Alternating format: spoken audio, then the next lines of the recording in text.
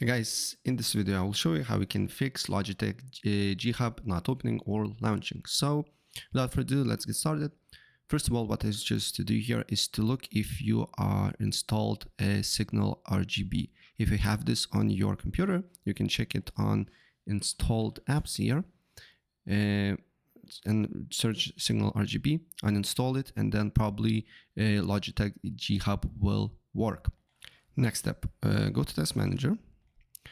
And on Task Manager, look for search and then write Logitech and end all the tasks that is running on your computer. Right click and task, right click and task, and end all the tasks here.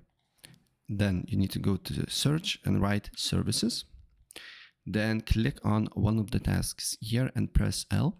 And then here you should see LG Hub Updater Service.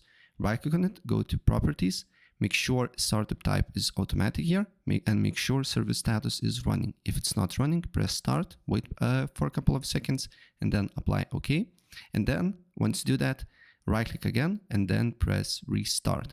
And after that, try to launch LG Hub and look if it's working or not. And if it's not working, then you just need to go to installed apps. It's wrong.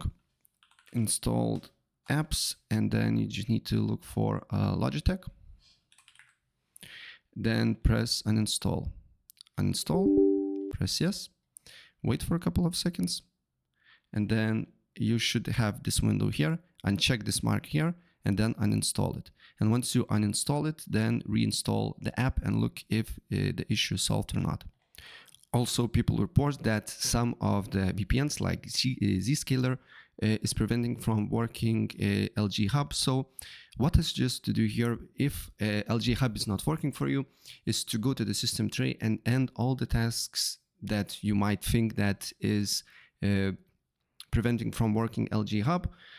I turn off all the VPNs, all the apps, and then just leave my plain PC without running any third-party apps, and then try to launch LG Hub and look if it's opening or not.